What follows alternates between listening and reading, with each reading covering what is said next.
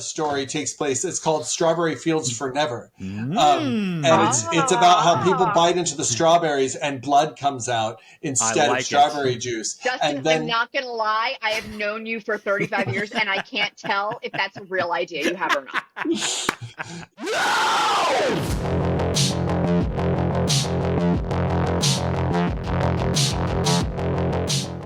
Ladies and gentlemen, welcome to another episode of the Scary Movie Project, the podcast where we talk about scary movies.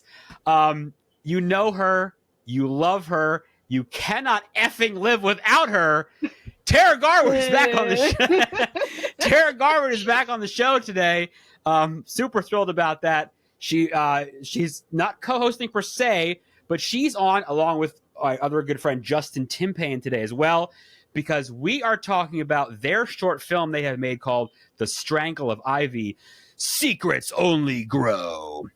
And a twisted tale, claustrophobic tale of a woman who comes back to her mother's home and finds out that things are not quite right. Some secrets are going on, some family things, and Ivy is involved, and a scene with mother and daughter at the end that you got to watch to believe, because normally we spoil things on here. We're not spoiling this whole thing for you guys today, though, because we want you all to watch this at some point. So anyway, Tara, Justin, I'm so happy you guys are here. I want to talk about this film, and I want to pick your brains basically throughout this whole episode. So Love it. Yeah, this is adapted from a short story by your friend Sarah Crocoll Smith, who is a hopeful horror writer, gothic writer. Is that the right term? I want to be sure for gothic horror author, but her main vibe is hopeful horror. Hopeful horror, and yes. The Strangle of Ivy is actually part of a series of botanical horror stories that she's working on. I have read about this botanical horror from somewhere else, and I was talking to her about this. It's so interesting, right? Yes, it's a thing. It's a thing. Yeah. It's so wild. So, all right. I was lucky enough to be on the set when this movie for a little bit of a day when it was made. I was thrilled to be there. Thank you for having me. I enjoyed it. It was wonderful. I got to work with you years ago on the lake as well. So you'll do a better job of explaining this film than I will. So if you want to give a synopsis on it, please do. But I have numerous questions for you to follow. So. Okay, but first, yes. In all of our time co-hosting the Scary Movie Project together, yes. Did we ever tell people that we met because we went to film school together? I am sure this has come up before. I didn't know that. That's new for me. I didn't know that was. I don't know. Yeah, so that's Matt worked on the lake for me because that was my final project when we were at Boston University's Center for Digital Imaging Arts doing our digital filmmaking certificates June together. of 2011 was that when we did that? I want to say we actually filmed it in 2010, and I finished it in like 2011. It was a minute ago, as they say. Yeah, it was right before there was a huge earthquake because we filmed it at Lake Anna in Virginia. Yes, that's right. That was the epicenter. Lake Anna, Virginia, and the next weekend there was a huge earthquake, and we were like, "Oh my God, thank God, we already finished filming." Yes, because I remember I just had there this weekend. I just had my knee surgery. I was all jacked up. Yes, I remember this. So it was a few months before. Yeah, there you go. Yeah, that's right. Yeah. So yeah, wow. There you go. Little trivia for you guys that I don't think ever actually shared on the show before. We may not have. So there you go. All these years later, here you go. Yeah. So okay. So yeah, you wanted the synopsis. You basically hit the mark. Please. Samantha is a grown woman, living in the world, taking care of her shit. She's a grown ass woman. She's a grown ass woman, and she goes home to her childhood home to see her mother. And her mother's behaving oddly, and the house is kind of like not being taken care of, and things are a little weird. And just weird things start to happen, and she starts to realize that there is something beneath the surface going on. And so they have to deal with the effect of this dark secret on their relationship and their lives. Yeah. Okay. Ooh, I like that. It's much deeper. Would Justin's take on that be accurate, the same? Is there anything you want to add to that? What would you add, Justin? I think that it's important that we have more horror about plants. More really, botanical horror. It's just Little Shop of Horrors and this, and that's really a musical. Yeah. So I think that So really, let me jump in for a second, because my goal as a filmmaker is to tell women's stories through the lens of horror. But Justin, he's Is to tell really all plants. about the plant's The point of plants. view. That's right. Yes. Yes, And, Please, and someone, we really need to understand please, them someone better. think of the plants. My next film, as it turns out, is going to be it's an English like sort of like the Conjuring farm horror story takes place. It's called Strawberry Fields for Never, and it's about how people bite into the strawberries and blood comes out instead of strawberry juice. Justin, and then, I'm not gonna lie, I have known you for 35 years, and I can't tell if that's a real idea you have or not. It is not. It is now. Oh man, But it is now now. that you mention It is it. now. Copyright 2023 Yeah. and Light Entertainment. It is an idea now. Strawberry Fields for Never. Oh my god. No. Scored by Oasis because the Beatles are too old. I will score it. Yeah. They can write like the end song or something. There you The go. credit song for you. Yes. Or we'll just get Ringo Starr to do it. Just Ringo. Okay. I like it. Ringo. Hello, I'm wondering if we're gonna have some more blood. You get Jimmy Fallon to do Ringo's accent, and then That's even amazing. Except he'll like go between Ringo and Wacko Warner. That's true. I think that what makes this film really cool, and we talked about it on set, is that I had never met Sarah before meeting her through Tara. And here's this story, has absolutely nothing to do with me. And I read it and I'm like, oh my gosh, there are two family members that I have, and this is them. And so I think there's a universality between the bitterness that can grow up between two female family members that I think is an unfortunate byproduct of our society, where maybe people aren't encouraged to talk as much as they should. And so I can just go time and time and time again, sisters or mothers and daughters, just sort of the polite, we're just being nice to each other, but really underneath we're kind of not okay.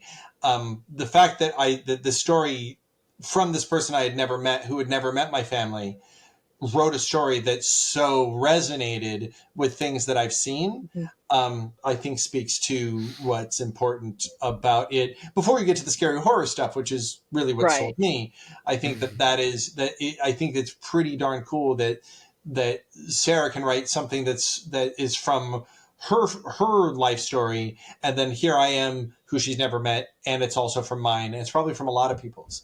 So I think that, Sorry, I was saying I'm going to actually jump off of that, because you hit on something that is one of the reasons I actually really wanted to make this story. And I'm probably stealing one of your questions, Matt, so I'm sorry about that. That's okay. That's okay. One of the reasons I wanted to turn this particular story of Sarah's into a short film is that it deals with a couple things that I am intensely interested in. One is the relationship between sisters, that tightness, that bond, that sense of wanting to protect, especially an older sister wanting to protect her younger sister, that kind of thing. But also, like, there's I don't know, you're like closer to your siblings, I feel like, often than your parents, because you're so much closer in age, but also like, if you think about it, like genetically, you are closer in makeup than you are to either of your parents. That's a good right. point. So I don't know if that has anything to do with it, but there you go. So I feel like there's a very strong bond between siblings, and I like to explore that. But also, what Justin really touched on that really excited me about this film is something that I deal with in my earlier film, The Lake, which is family secrets and how they can destroy an entire family when you are not honest and open about things, and when you remain closed off. I grew up in a family that had very New Englander sort of morals and puritanical. Well, puritanical, but more. There's a very New England thing where you just don't talk about it. I'm aware of this. Yes. You do not talk about it. This is not appropriate conversation for the dinner table. you just, everything gets buried, everything gets stuffed down.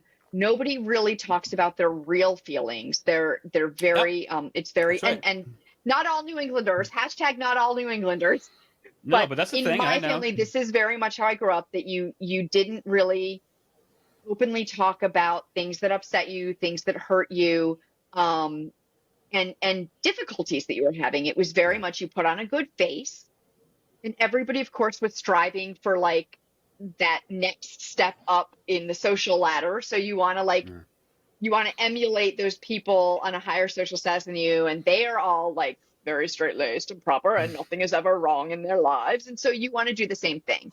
For those of you But listening, and not watching, Tara just did a little dance She where she did. It put was two like fists up in yeah. front of her What kind of face. dance was And that? she I was was like, trying to think. I don't oh, know. they This know was my that. like hoity I was trying to toity. think And of I what wish that to was. God, upper I wish you crust could dance. see it. I wish you could see it. It's wonderful. Please go to the Scary Movie Project YouTube page, and you will.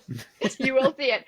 But so basically, to make a short story long, um, that is what interested me, Yeah. is that feeling of how it can really harm familial relationships and just Yeah. people, like Yeah. as they're growing, and as they're developing, to have these secrets around all the time, which the lake, I think, deals much more with the children as they're developing and they're growing with these secrets, um, Right. and how that makes them turn out as adults, whereas the Strangle of Ivy more deals with the like discovery of the secret as an adult.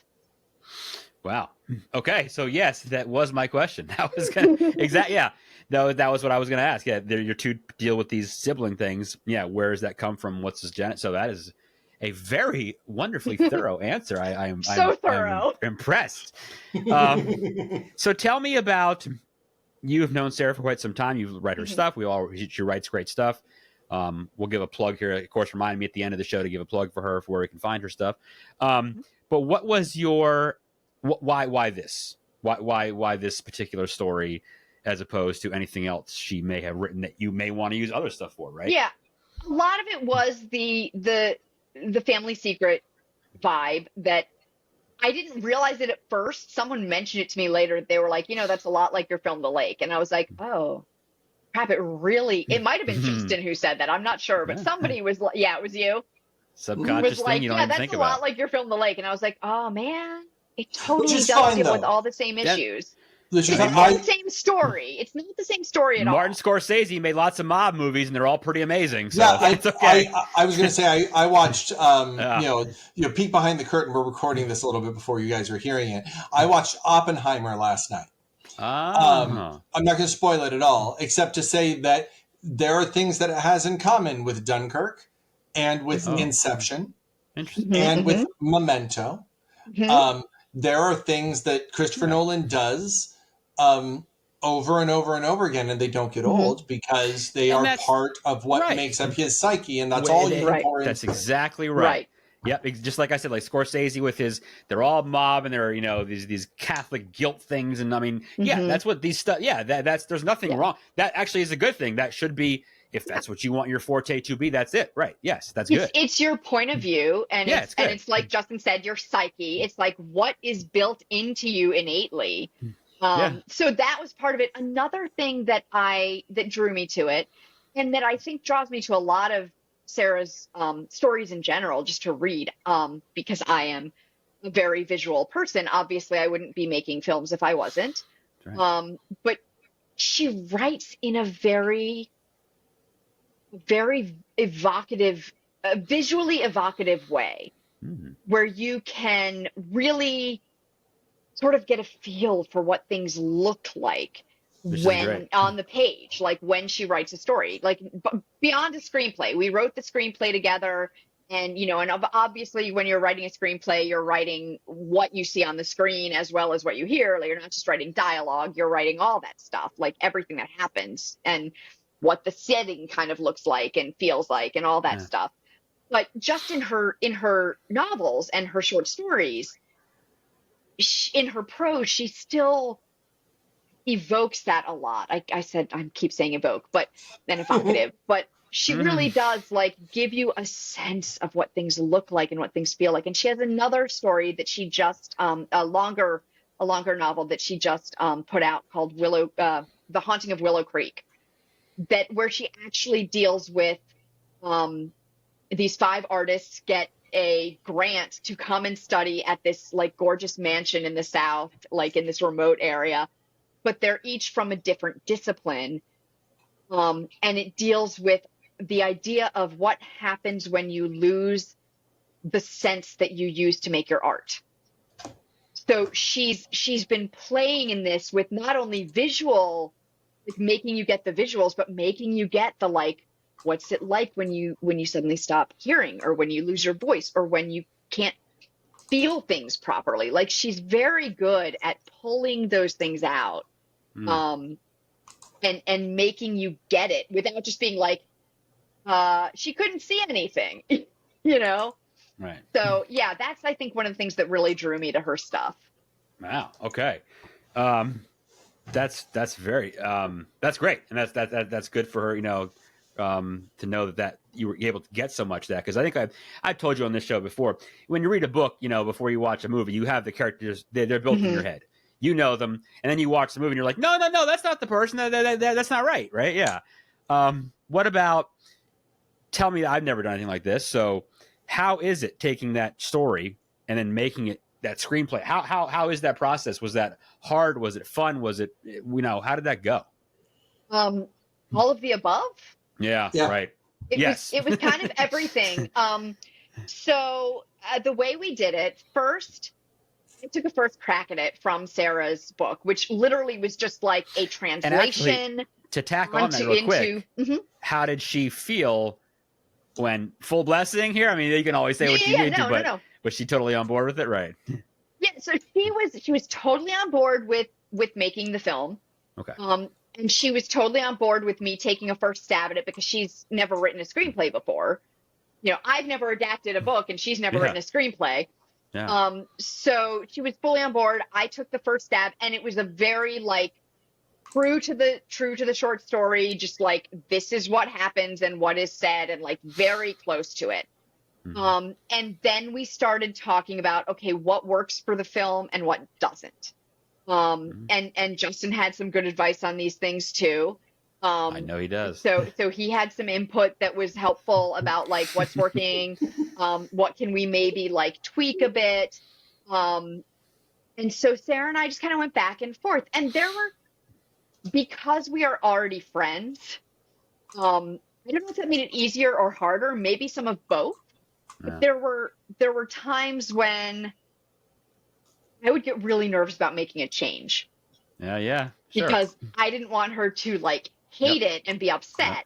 And then she would get really nervous about like reviewing a change if she didn't agree with it. So like we would kind of get a little nervous and shy on each other, but we kind of made a deal that like we were just going to be open with each other and honest, and try not to take things personally, and just be like, this is what I like, this is what's not working for me. And actually there's a specific theme, not like an element of the film is the locket, which is now on the cover of the DVD, and we have some posters of it and stuff. And the locket was not in the original short story at all. But I had made a change to the script that I was recommending that Sarah hated. Oh, wow. And was like, this is not right at all. Okay. But because of that change that I made, she had the idea of, what if there's this locket there's like a little like the half heart locket, not lockets, but the half heart pendants are like a thing they're a thing in the film. And so what were they, Sarah? A thing. But that idea came out of an idea that I had that she did not agree with. But because of the idea that I had that really wouldn't have, I think, worked as well, we got this great idea of the lockets that's very visual and good for film.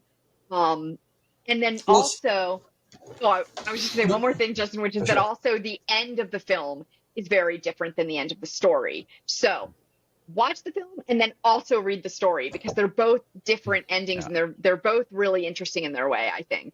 Right. I think that, you know, to your credit, you were very collaborative with us on the other side, but you kept a separation between us and Sarah.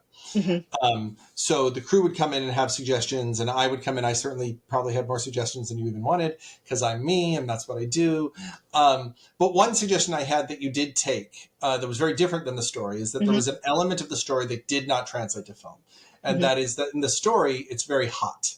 Yeah. It's super, super hot. There's this sweltering heat. And that was even in the first trailer that we put together, is sweltering heat. And I kind of came in and was like, it's in the 15, 20 minutes we have to show this, how are we going to make it hot? Right. Especially since it's nighttime through so much of the movie. How are we going to make it hot? I will admit, it took him a little while to convince me. But I think that to speak to a little bit of like Tara's genius, Tara was able to go like, okay, after fighting, and she fought for Sarah. She always fought for Sarah and wanted to make sure that whatever was taken or added, that the soul of Sarah's story was still in there. And so to go from this thing that could not be done in the time and money we had to make it seem hot, and to simplify a different visual icon in the locket down and go, okay, we can't show this, but we can do this. I think it shows Tara's versatility and ability to pivot when she needs to. And that's something that I learned as a director. I'm you know, I write and direct and cut and write the score for, and half the time act in everything that I do. And I have only in my last couple of movies been able to have people come in and go, no, with the exception of Daniel Ross, who's the only person I ever let tell me no. And watching Tara do that so easily, and she just takes her own ego out of it. And she doesn't, like, there are only a couple times where... Justin, like, it's called insecurity. Let me help you. I didn't want to out you. No, but I do think, I think one thing we kept, though, from the hot was the daylight aspect. That a lot of the scary stuff does happen in the daytime. Like, there's really definitely nighttime stuff, but there are things that happen in the day, so... Yeah, that's interesting, because that is something that, you know, that happens in horror film, not enough of. And it's if you do, again, we use this word a lot today. It's a thing where that is a thing, like to make horror in the day. How can you do that? That's not easy. And what's brilliant about the story, is that it's movies make us scared at night because they're filled with all the things we can't see. That's right. And so that's why we're scared. We can't see it, so we're scared of it. And it's an easy and cheap way to go, oh, scared. But we're scared during the day all the time, not of things we can't see, but of things we don't know. Sure. And it speaks to Sarah's story, which I love, but also, Tara, to your ability to go, okay, what, if it's not boo scary, can it be tense scary? Or what the F scary, and that is something I think that you pulled off with aplomb. Well, thank you. And I know, Tara, for sure, for you, I know, for me, I can watch a movie with a body count that never ends. That's fine by me. But I know that's not your thing either. Your thing is this stuff. It is a psychological. It is a story. It has to have some substance to it. It can't just be Jason running around chopping people's heads off. Although, don't get me wrong, I do not mind a good kill.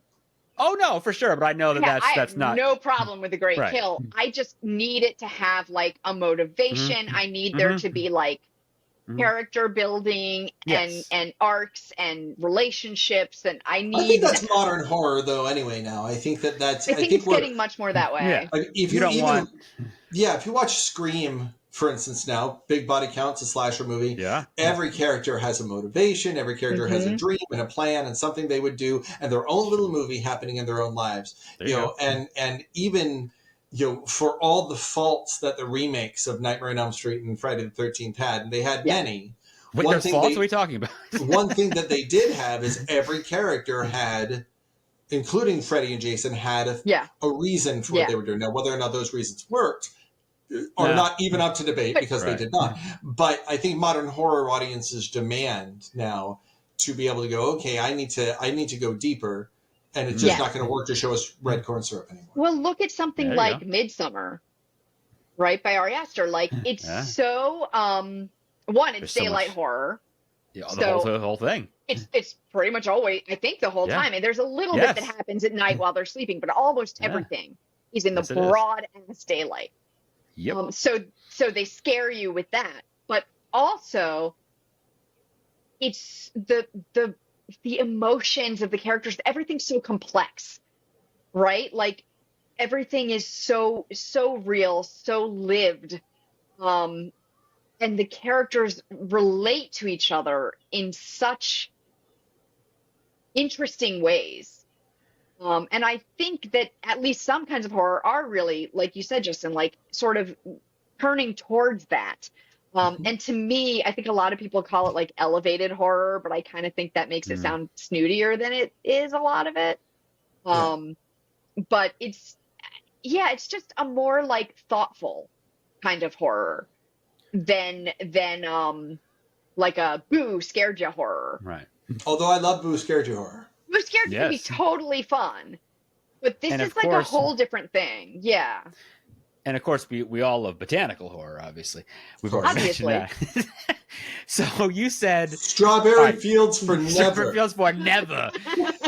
Never. NEVAH. Yes. There's also you guys were talking about, you had back and forth with figuring out how to get rid of something, and that was something that was hard to do. So there you go. I mean, this is a blanket. This it's an easy thing to say. It's harder to answer, I guess. But what was, I guess, the hardest thing you had to do when you were shooting this thing? But at the same time, what was something that you did on the shoot and you were like, oh my God, that's the best thing we've ever done? Like, can you even think of those two things? I know that's hard to answer, right? Oh man, can we count editing and stuff too? And pre-production? Yeah. Pre-production, post, everything. You go first, Justin. You go. So part of we co-edited the movie. Mm-hmm. Part of my job was very much the kill your darlings job. That became make me kill my babies. Yeah. Where we came to a realization after we had a pretty good 22-minute film that a lot of the festivals you'd want to enter had limits of 15 minutes to get in. Yeah. So when you're talking about a 22-minute film, 7 minutes is a third of it. Mm-hmm. That's a third of the movie that just has to go. Big deal. And there were days that we wanted to do stuff that we had to rush through because we had to get a shot in a bathroom. Yeah. And ultimately, it's this wonderfully, beautifully shot in the bathroom, but it doesn't. The story doesn't change at all by removing that shot. Yeah. And so that's a big story theme. Tara and I are both big, students of story. We both read story, books on story. We both listen to podcasts about story. And one of the big rules on story is if you can tell the same story without a scene or without a line, cut that scene, cut that line. Yeah. And we're talking, what would have been 20 seconds in the movie. The only thing it really added was that our main character has a minute to look in the mirror and be like, but she had done that sitting at a table, and we just seen her do that. Yeah. We're talking, you got to move the cameras up there, got to move the lights up there, got to clear the area. We never shot in that area of the house. Yeah. So and then we got it. Yeah. And so you're talking, it's probably a fifth of a day of a shooting day. And we're just just for time, it goes.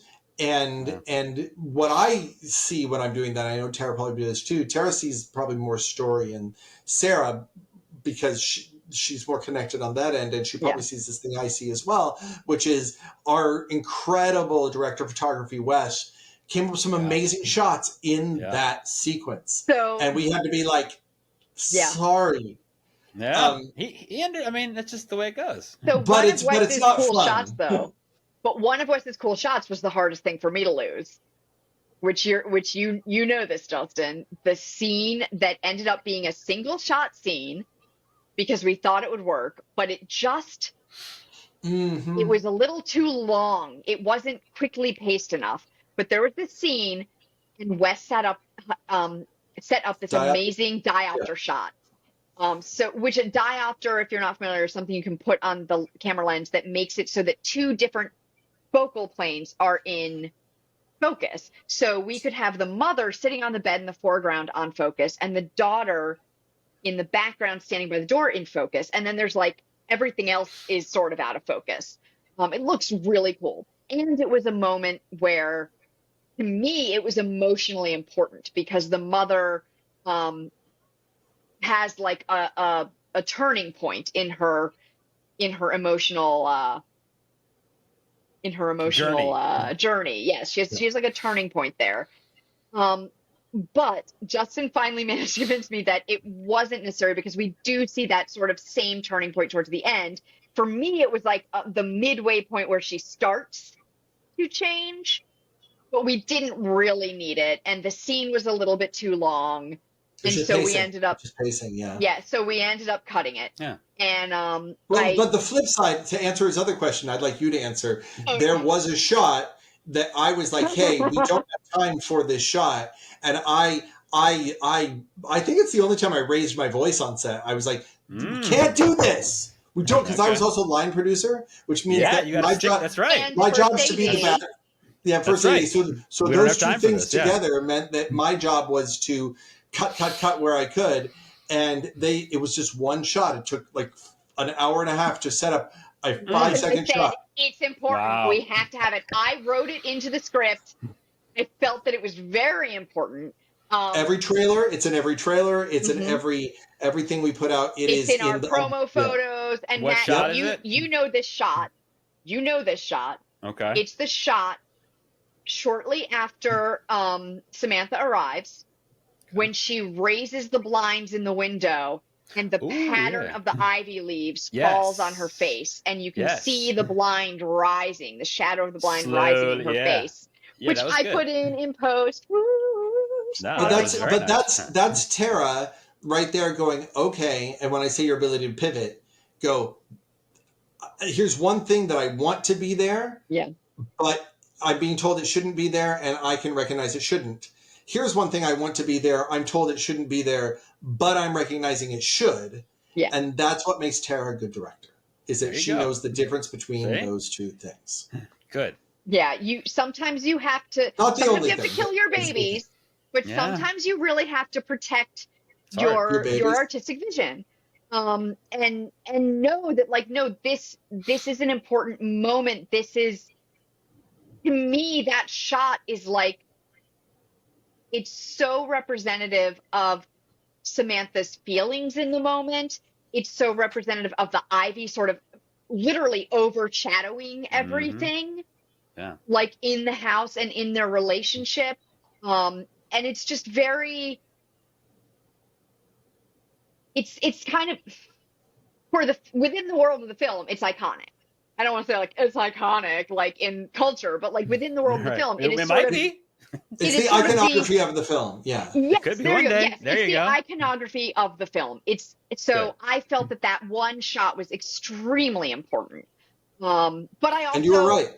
But I also fought for the diopter shot. Yes, it is. It's very nice. And then we cut that. So, you win some, you lose some. That's the game. That's it. And then that's, you know what? You shot, you did it. You learn from it. If it doesn't work, it doesn't work. But that's hard to get let that go. But so I was working. I was going to say I was working on a movie in the last couple of years where the studio involved wanted the movie to end up being like 75 minutes long. They say you can just get in for a feature at 75 minutes long, and the script they wanted was 75 minutes long. They said, give us a 75-page script, because a 75-page script is a 75-minute movie. And my filmmaker hat was like, what the... Can I curse on this show? I never do, but Tara does all the time. So I was like, what the fuck are you doing? Wait a minute. It should be an 85, 90-minute script that you shoot, and then just be prepared, cut 15, 20% of it, because you don't know what works until you see it cut together. Right.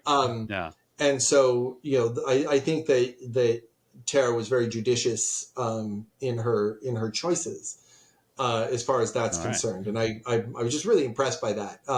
How she could both be seen as the mama bear fighting tooth and nail, and boy did she, and yet at the same time be willing to, when it was time, she confidently let it go, and it was never an issue again after that. Like, it was never like I couldn't even say she would lose a battle. She'd go, okay, we don't need to fight this battle, and it would be over, and there would never be a like, yeah, but I gave you the last one, like, which for me, I'd be the whole time, I'm just going to be bitter the whole time. Well, and she just did that so well. If you're doing the trade-off game, right, then, and you're keeping track of which ones you won and which ones you lost, I don't think that's doing a full service to the film, because every decision then is tainted by the last decision that was made. You can't get hung up on what I don't have or something, right? Made for and about themselves. Okay. There's a certain sociopathy that has to go with being a filmmaker. I think you have to be a little bit of a sociopath, and I remember back in the days hearing about like the making of Titanic, and hearing about how James Cameron was so crazy on that set, and certainly there's no reason. I don't think he's. I don't never hear. Yeah, I hear he can certainly be not the nicest person on set. And there's never reason to treat someone unprofessionally or in a cruel or inappropriate way. No. But now I get it. Now that I've made movies, there's a certain idea that you have to go like, you know what? If you have to cut an entire character out of a film, even though it's going to hurt someone, you do it. If you have to cut a beautiful thing, if you have to cut a $1 million sequence, whatever it is you need to cut, it is in this slavish, this slavish desire to just serve the film as your single and only master. People don't matter. Feelings singular don't matter. Focus on that. Yeah. Nothing matters except for, can I make the film 1% better and 1% better and 1% better? And eventually it's got to be feelings be damned, because at the end of the day, feelings will feel better, but the finished film will not change in the future, because you're, and the other thing that I've encountered that I said more than once, I said, believe me, if I'm not mean to you now, people online will be later. Okay, good. How about that? Yeah. My favorite quote of all time is, Justin Timpane is a terrible filmmaker and should never make a movie again for the rest of his life. Somebody wrote those words in a review of a movie that I made. They will not hold. And you love it, and it motivates you every single day. No, I don't. No, but it'll motivate you every single day to do. It's like my mother always said: cut lengthwise. Ouch. But so you're saying it's a motivator. So I agree with you about your point about that, like, in the end, feelings kind of don't matter. You have to do what's best for the film, period. However, I do think that you can manage feelings with your presentation, with your interactions, with the way you deal with people. So if you have to cut your actor's favorite monologue, there are different ways you can deliver that news, right? There's the brusque, like, well, it didn't work for the film, it's out. But there's also I recognize that you did a really great job on this. Like, it was so great to see. It's just not serving its purpose within the continuity of the film. So we're gonna need to let it go. There are ways that you can, I think, soften the blow a bit with people. And you are better at that than I am. I am. I want everyone to like me, so I'm like, I feel so bad. And you'd handle the balance far better than I do, for sure. It's taking the part for them out of it. This isn't not because of you. This is for the story. Like your part was, you killed it. You were great. However, it turns out we don't need to do that. Yeah, I think sometimes you just need to give people a little like they talk about the it's a similar to the love sandwich, with critiques, right? Like, it's like, yes, I'm going to cut this. It is, but you need to know it is not because you did something wrong. That's right. It is not because your monologue wasn't amazing. It's not because the shot wasn't awesome. It's simply because it's not working in the context of the film right now. There you go. That's it. And hey, maybe it'll be in deleted scenes later. There you go. How about that? And 90. So I wish somebody had told us, Tara, when we were, when we were both, we must have been like 22 years old. you and I both went and did like the local auditions at the arena stage. Remember Yeah. that? And we went to Ben's Chili Bowl afterward. And I wish somebody had told me at the time that it's not a talent show. That you're not. It's not a contest about how good or talented you are.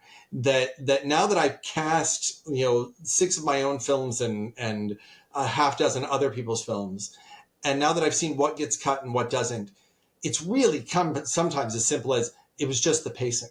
Yeah. It was just the scene did, or you did so well that the person next to you didn't look as good. Right. And it needs to seem even, or like any number of things. The person that we really like for the other person is way taller than you, right? And we don't want that to be different. And it was their role is more crucial to the story than the role we were looking at you for. Oh, we already have the lead as a redhead. We can't have another redhead in the main cast. Like, there's always things like that. And one thing that I thought was that I really took to heart that an old acting coach of mine taught me when I was acting a lot more and not before I ever got behind the camera. Michael Garcia Mack, he taught me that you go in there, in film particularly, in theater, they want to see you act. They want to see you play the role. In film, they want to see you walk in the door and be right for the part. And you could walk in there and blow them away with your performance and not be the right thing for the part. But they will remember you in the future if you really knocked it out of the park. They will remember you for when it is the right part for you. Exactly. So you just need to go in and do what you do. You're not competing with anyone else. You're just competing to do the best you. I will give a great example when it comes to the casting thing. Have we all seen Mission Impossible 6? Not the most recent one, but the last one, Fallout. No. I stopped watching this after the first one. Okay, so tell us about it. So to the rest of the world that's seen it, first of all, see it because it's the most consistently good action movie from franchise from 3 forward. There is no franchise that is more consistently good. I've heard the one that just came out. Is it McQuarrie? Dead Reckoning 1? McQuarrie who writes it? Yeah, I've heard it's amazing. Yeah. It's really good. It's really good. Yeah. So there is, in Mission Impossible 3, Tom Cruise's wife, Ethan Hunt's wife, is played by Michelle Monaghan. And then she leaves the series. Okay. She can't be his wife anymore because they're, spoiler alert for a 15-year-old movie, because she can't deal with the fact that he's a spy. Then they cast Rebecca Ferguson from The Greatest Showman. They cast her as the new love interest in the movie. She's also a spy. So in Mission Impossible 6, the bad guy wants to hurt Ethan, and he goes. Michelle Monaghan or Rebecca Ferguson is already on Ethan's team, but then he goes after Ethan's wife that we haven't seen. So Michelle Monaghan's in the movie as well. Problem is they both look very similar. Yep. And it is a piece of casting that's a problem because Rebecca Ferguson was cast in the 5th film, not the 6th. Then they want to bring Michelle Monaghan back, and you go, oh, it was a mistake to put these two women in this film together, because when I tried to show the film to my mom, who had not watched any of the other films, she was like, oh, what's this Fallout thing? I was like, oh, it's awesome. One of the best movies ever made. Let's watch it.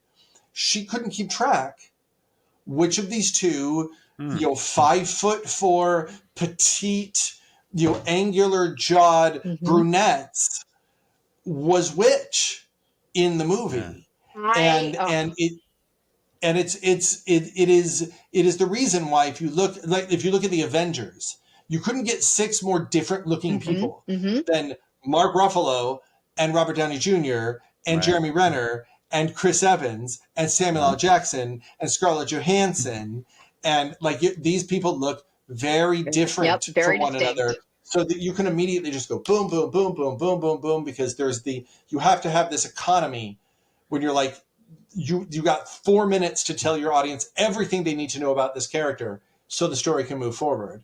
And so there's this economy of familiarity that has to happen in casting, and that's not a talent show. There's no reason to think that someone who looks just like Robert Downey Jr. that Hugh Grant doing an American accent next to Robert Downey Jr., they look very much alike. I would never cast them in the same movie at the same time because of that exact reason. So I am like your mom. I am half face blind. seriously, my husband makes fun of me for it all the time. I will be like, wait, is that guy her husband or is that the guy she's cheating on him with? Because they're both like kind of like chinny and have brown hair, and I can't tell which is that. which. Like, Can you tell which one of us is Matt and which is Justin? that I can tell. That I can tell because you guys look pretty distinct. But I Except do. we don't look dissimilar from each other, which is No, but you've are got a podcast. distinct. You've got a podcast type. You've got. See, I do. we're casting here. But I definitely do have that struggle, and so I feel like I get it more in dramas, because I think they're more likely, like obviously in superhero movies they're all in different costumes, so I can tell who's who because they're different Right. costumes, like they're different costumes. Comedies, horror films, a lot of times they're dealing with very specific types, and so they're all going to be distinct because they're a different type. But in dramas, you're dealing with these very real people. And so sometimes they are similar. And then they cast people who look similar. And then I'm like, I'm confused. I don't know what the hell's going on here. Like, who is who? What's happening? Which one just slept with which other one? Right. Like, wait, wasn't he her boyfriend? No. Oh, he is her wait, no, that's a different guy? I have no idea. Like, I get so confused. And there's a short list of Rebel Wilson / Melissa McCarthy / Amy Schumer, or Zach Galifianakis / Jonah Hill, or Michael Cera / Jesse Eisenberg. Right? It's just like if you can't get one, can we get the other one that is almost the same thing? But not both of them together. You would never do them together unless they were brothers, which would be really funny. Yeah. Although I could see a kick-ass Melissa McCarthy, Rebel Wilson film happening. Hell, throw Amy Schumer in too. I love it. Yeah. So that being said, I would like to watch that too. But what I'm gonna do, I'm gonna pull a line that you said earlier, Justin, that Tara was able to pivot, because I want to ask this question, and I'm going to pivot to this because there is a scene in your film that I love. Well, it opened with the I guess this is what I thought, and I think you told me. You referred to it as the Shining shot with the car at the beginning and the drone. That's what we referred to it when we shot it. Yep. There, exactly, which I love. It's fabulous. Because the one thing is, we all know this is put very simply. A video is half video and it's half audio. And if your audio stinks, no one's going to watch it, right? Like Halloween, they thought was, it's okay. Then John Carpenter put the score in and they were like, holy crap, this is terrifying. So Justin, you did this score. Congratulations. It's very good. Beautiful. I want to know, because it opens with that piano and everything in there. Tell me inspirations, thoughts. Did you already know what you were going to do? Did you use previous stuff? Like, I don't know much about music. I know what I like to listen to, but I don't know how to compose any of it. So. Well, let me give credit where it's due to our amazing aerial photographer. Yes. Who got all of those shots. Who was? My 16-year-old son. There you go. Liam Timpane. I will plug his device. He used the DJI Mini 2, which I also use, and I love that thing. So yes, gorgeous pictures. Yep. Yes, and awesome. There's a shot. The shot he's most proud of is we had to move really quickly, but we wanted a crane shot.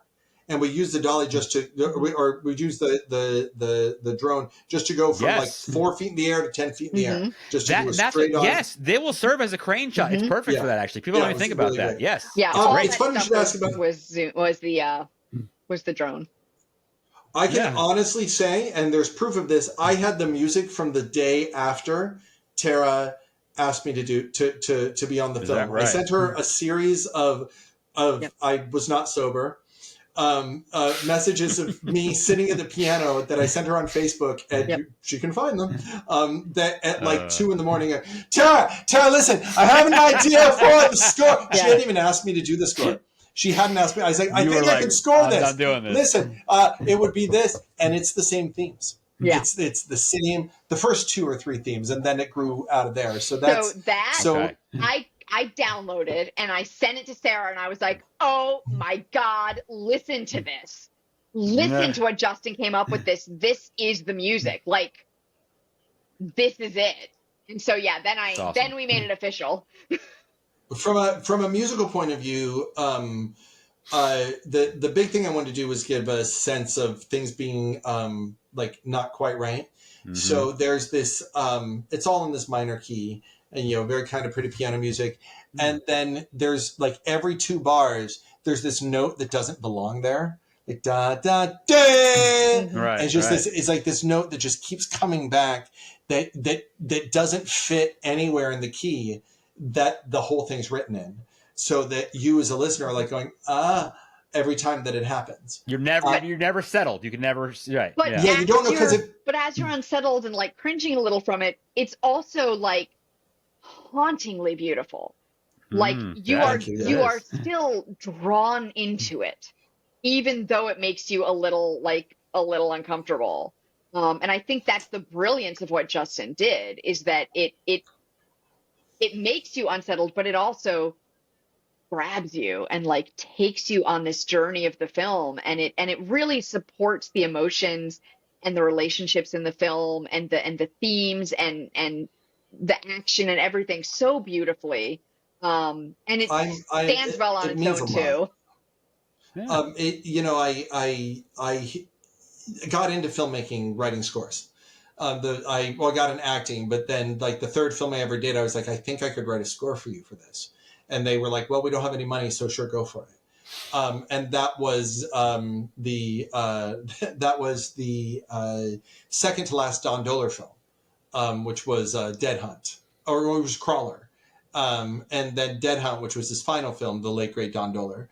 They let me do that too. And that film was the subject of a wonderful little documentary called Blood, Boobs, and Beast, if you've ever seen it. Yeah, right. It's pretty great. All about like sort of B horror out of Baltimore.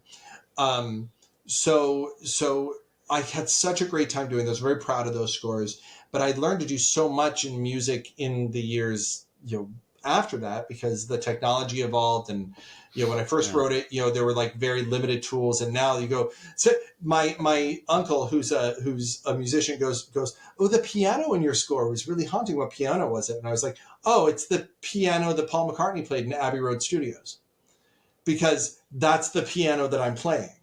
I'm playing on my keyboard, and it's going through a pristine recording of that piano. There's a beautiful violin solo in the middle, when she's sitting down at the table. That is a virtuoso. That's a virtuoso playing a Stradivarius, and I'm just telling him what notes to play.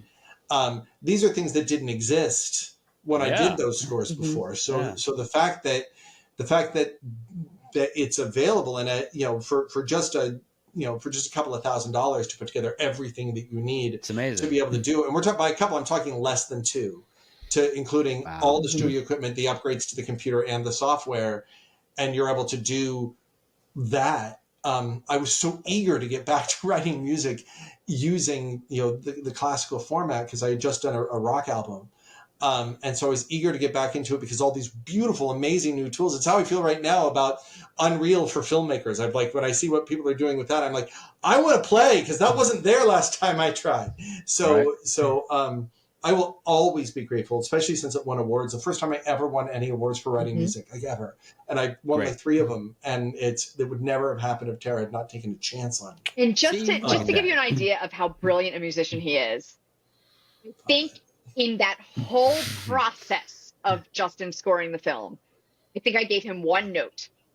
One. Really? And I think it was one moment where he had a little like drum, like, and I was like, I don't think that's like the right like orchestration, like the right sound for that.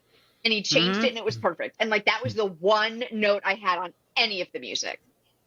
Okay. Thank you. It was important to me to impress Tara, and I worked probably harder than I would for anybody. But it's she would hear me banging on a piano in practice rooms when I was in 9th grade. She saw where I started. That's amazing. But that's not true. If you hire him, he would work just as hard for you.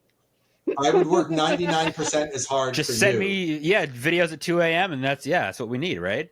Drunk. I don't drunk dial people. I drunk play piano. Yes. So let me ask you. This is the last thing that I have to ask you, and this is important. I think. I think it's important, Tara. It's one of the most important things to you. Okay. Is you are a woman filmmaker, and I look at your. Oh my gosh! Right. This just in.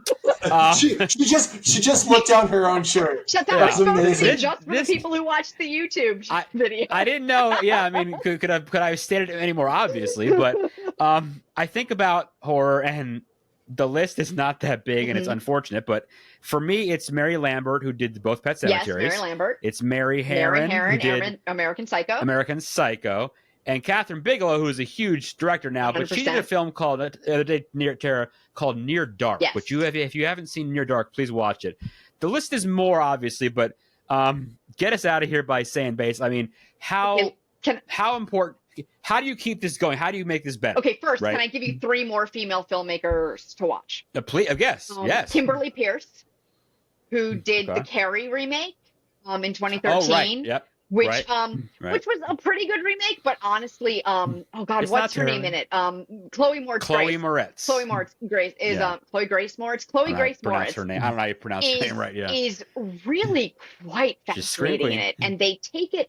She's a great actor. I like for a more modern day audience. It's really good. It's really interesting. But she also made Stop Loss and Boys Don't Cry. So she's like, wow, chef's kiss. Jennifer Kent, who wrote and directed The Babadook. Yes, of course. I'm sorry. I meant to mention that. She had written and directed a short film first, I think just called The Monster, and then became The Babadook. Yes. She's Australian, right? Yeah, she's Australian. And I have to give a shout out to Nia DaCosta, who directed The Candyman, which... remake. Yeah, the remake. Yeah. Well, it's not a remake. It's a sequel. And it's a really nice sort of twist on the original story and themes, because the original is very much a white woman sort of interloping into these worlds. The sequel is from the point of view of a young black man who is an artist. And I have not seen it yet, and I'm upset about that. I think it's a very interesting sequel for the first one, because it really plays with those themes the first. Our episode was a lot of fun to do. It's a fabulous movie. Yeah. I would definitely recommend watching the first and then the second. Can I throw out there Elizabeth Banks, who has had an interesting non-horror career, but who just rocked it with Cocaine Bear? Yep. Okay. And if we're talking non-horror, Greta Gerwig is like... Sure. Well, horror, I love her. Of course, we love her in she's her friend in the House of the Devil, right? Yes. As an actress. Right. But anyway, so how do we keep that going? How do you help make that more, and how do we get more people how to get more women doing that stuff, right? Hire me. No. Okay, easy. Yes. We're done. Goodbye. Thank you for joining us tonight. Thanks, that's all. No, I think I just think that,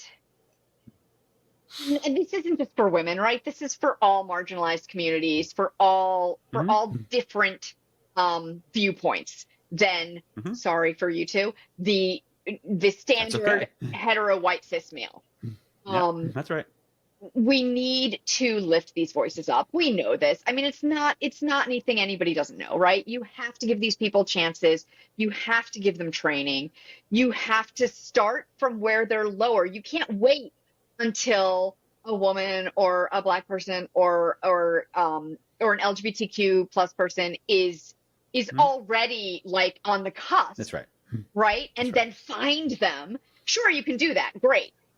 But you need to also go to those lower levels of indie film and find people who are really busting their humps out there, just trying to make something a little different, from a different point of view, about different people than we normally see, and lift that up. I think just sometimes Hollywood doesn't look down on the ground us doing indie films, and they only really look in LA at people who are already like up and coming, and great, give them chances, but like broaden your horizons a bit, right? Reach out. And I'm almost wondering if as we're recording this, and God, hopefully this will be over by the time you guys hear this episode, but as we're recording this, the WGA, the Writers Guild of America, and SAG-AFTRA, the Screen Actors Guild, and American Federation of Television and Radio Artists are on strike. Versus the AMPTP, which is the producers' umbrella group, the Hollywood producers' umbrella group. Well, I want to say yesterday, A24 and some other independent production companies who are not signed on to the AMPTP made interim agreements with SAG so they can continue shooting. And Good. I truly believe that if these smaller independent production companies continue, A24 makes A24 makes outstanding. They're like my favorite production company. But if they right now continue they're uplifting marginalized voices like they are, and they continue treating the little guys who make the film industry run with respect, I think eventually they're going to force the hands of these big Hollywood companies who are right now, honestly, truly disrespecting the creatives who are the reason they have these companies, right? You cannot make a good film without a writer. You can't make an okay film without a writer. Okay. You can't make a film without an actor. Sure. AI schmai, but it's not the same. No, you're right. It doesn't have the heart. It doesn't have the what were we calling it before? The psyche, right? It doesn't have frankly, the fucked upness that comes out of living life as a human. You need that to make true art. Look at that. And that just turned into a totally other rant, but I feel very passionately about that. Well, and that's why I wanted to ask. That's why I wanted to ask you that. Let me piggyback on that with two things. One, to support what you were saying. I heard a very fair podcast that was not as slanted toward the writers and the actors as you would think it would be, but was actually kind of right in the middle and said, you know what? The studios are having problems because they're running out of money because they're making all the wrong stuff for all the wrong people and distributing it all the wrong ways. And all you have to do is look at Flash and Indiana Jones and movie after movie after movie after movie that is, quote, opening soft. And may I interject, yet they are paying in the tens of millions of dollars and not the CEOs, to their CEOs. Oh, yeah. Absolutely. Oh, yeah. But in terms of the system as it is an untenable system. It is a system that cannot continue to work as it is. And that's where you have the A24s, right? People look at the failure of Indiana Jones and go, well, that's because it cost $300 million to make. A24 made Everything Everywhere All at Once for $7 million. How about that?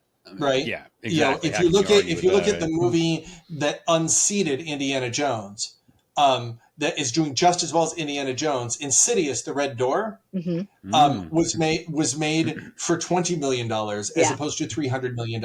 Yeah. There is the mini majors, right? Like those that are lifting up independent filmmakers, independent voices, and having independent points of view. Same podcast, different host once said that, and I'm misquoting, said that Hollywood right now is a zombie feeding on its own necrotic corpse. Ooh, yeah. Wow.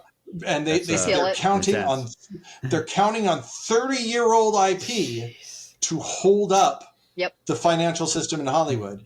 And people are just, it's, not for nothing, but like, I've seen a lot of Ethan Hunt and I like seeing him, but I've seen a lot of him. Yeah. And once you get to part 7s, people are going to stop being quite as interested. Yeah. And so to your point about independent film, Mark Ruffalo came out and made a really good point. He was just like, dude, I loved it. Go. Like there's a world out there and like maybe the studios have a point when they go, we can't afford it. Maybe you can't. Maybe your entire model is wrong, and we got to look to the A24s, and we got to look to what used to be Fox Searchlight, and we got to look to those companies and go like, oh, what can you bring up, including action movies, including the terrible Gerard Butler action films, but they're still sort of fun to watch. The Wes Anderson movies that are coming out, the Paul Thomas Anderson movies that are coming out. I'll go to horror, Ari Aster and Robert Eggers. Sure, we like him. Sure, we like them. We like them. So that is what's being looked at. The second point that I want to make to your point, and this is me. I'm going to speak. I'm going to mansplain. Okay, I'm going to mansplain. Hey, listen, people of color and women. I know what you should do, but it's really true. I have a lot of people who look like me who are bemoaning the fact that Hollywood is just not as interested in them as they used to be. And guys, I'm going to tell you something. It's true. It's true. And now for people like me who might feel like, oh no, this is your shot, guys. This is your shot. There is a hunger for women's points of view. There's a hunger for people of color's point of view. Go out there and make your movie. Go out there and get your financing. You'll have an easier time of it than I will. This is a chance. Like you were in this unprecedented thing in the last let's say 2 to 5 years where these voices, people are ready to listen. So you go out there and be heard, because you're going to have a chance. And some people will, and you guys listening, you horror movie lovers listening to the Scary Movie Podcast, you have a chance to go out there right now. And if you've always dreamed of doing it and you're like, Hollywood's not ready for people like me, they are now. They are, and it's across the board. They're ready for LGBTQ stories. They're ready for Asian stories in ways that they've never been ready before. They're ready for Black stories. They're ready for women's stories. They're ready for across the board. They're ready for stories about abuse. They're ready for different points of view that they haven't had, because those are what are making money right now. Yeah. So go make your movie, guys. Yeah. Go one more female filmmaker. So inspirational. I have not seen her most recent movie yet, but I'm hearing it's amazing. Because you mentioned abuse, and it made me think of this. Sarah Polley, who co-wrote and directed Women Talking, which is Promising Young Woman as well? No. I don't think so, but no. She was an actor first. She was actually in Go. She's in the Dawn of the Dead remake. I love Go, and she's in Dawn of the Dead remake. And so she was great. I love her. For a while because she had a brain injury. But she came back with Women Talking, and I'm like literally gonna watch it while I'm recovering from surgery this next month. I'm going to be watching. That is one of the things that's on my list to absolutely watch. I hear it's amazing. And I heard an interview with her on my favorite podcast, Script Notes, which you turned me on to. Yeah, which is the co-hosts are John August, who wrote things like Big Fish, and Craig Mazin, who wrote The Last of Us. They are at the top of their game. They are at the top of the writing world in Hollywood, and they have years. They have over 600 episodes available. My goodness. To teach you. It is almost like having a mentorship. I'm sorry, I have to do a plug for them now because I mentioned them. That's okay. They are there to teach you about writing, the craft of writing, screenwriting, about the business of screenwriting. Right now they're doing little series of shorts where they give you updates on the WGA strike. They've even talked a little bit about the SAG-AFTRA strike. If you are looking to be a screenwriter, 100%, if you already are a screenwriter, 100% listen to this podcast. It's amazing. It's brilliant. I'd say 50% because I got to throw Writers Blockbusters in there as well. Writers Blockbusters is great too. Yes, Jamie Nash, and who are the other two? But you've listened to every single episode of the Scary Movie Project. Yes. But you know what? And that's obviously the most important podcast because that's the one we're on right now. And this is so we're gonna wrap this episode. So Justin Timpane, Tara Garwood, you know her, of course. Thank you guys for doing this because I have seen the movie 4 times now, and I was there for it. I know how much it means to you guys. We can go on forever, obviously. So you guys know, obviously, where to find us. ScaryMovieProject.com, Instagram, Facebook. Please email us, tell us your thoughts. What movies do you want us to watch again? What movies should Tara make next? How about that? That's a good one too. Oh, I got an idea. She wants to make more Children of the Corn movies. Good. So what I will say was though, again, thanks for being on. You guys, Terracotta Films, right? Tara is where we find you. Yep. Justin, you're on Enlight Films, is that right? Yeah, Enlight Entertainment. You can find me or just at Ninja Director on Twitter. It's a great way to reach out. Just did a kids song. I just do stuff. I sometimes he just does stuff, man. Do I look like a guy with a plan? And Sarah, if you're interested in Sarah's writing, yes, Sarah Crocoll Smith. Sarah is no H, SARA. Okay. Crocoll, CROCOLL Smith. smith.com. And then I am on terracottafilms.com, and I'm not really on Twitter anymore. I still have a handle there, but I don't really go there. So I am on Facebook, Instagram, and now Threads, the new Instagram sort of Threads. Twitter competitor. I am on all those as at Terracotta Films. Right on. So the last thing I'll just quickly before we wrap it is, when and how will people be able to watch The Strangle of Ivy? Well, it is on the Justin's like, I want to hear this. So it is on the festival circuit now. So actually, if you sign up for my newsletter, I will let you know when it screens at festivals. There you go. You can find that on my website, on every page. Yes. And then it will be done with the festival rounds probably around spring next year. And then we're actually debating how to release it. If we want to, seek a distributor who may, some distributors package short films for different streaming channels that specialize in short films or include short films in their programming. So we may do that. We may go through an automated system where you can put it on places for purchase or rental. I don't know. We may just decide to put it out there as a calling card for everyone. We're still sort of working those details out and how we want to make the most of this film. And awesome. I would be sure to follow Terracotta wherever you do your socials as well, because while you were talking, I jumped over to our Film Freeway site. We've got a pretty damn good track record so far. We're getting into a third at least of the festivals that we have that we submitted to, and there's a lot more coming. So that's good. That's good. Just so you know, but even though that's below, that's actually good. Oh yeah, most films it's much lower than that. And we've won some awards already. We actually, I'll call out Origins Film Festival named us Best Short. So that was amazing. Nice. Yeah, so wonderful. So there are. I'm just looking down the list, but there are between now and the middle of next year, we're looking at quite a few opportunities, probably somewhere in your town. Yeah. So follow Terracotta Films, there you go. and you'll see us because we're coming for you, and we're gonna kill you with plants. We coming to your town. So next time we'll have to discuss botanical horror, but for now we'll leave it at that. So guys, thank you very much. Keep up to date. Follow everybody, and we will see you guys next time. Until then, peace out. Good night, Canada.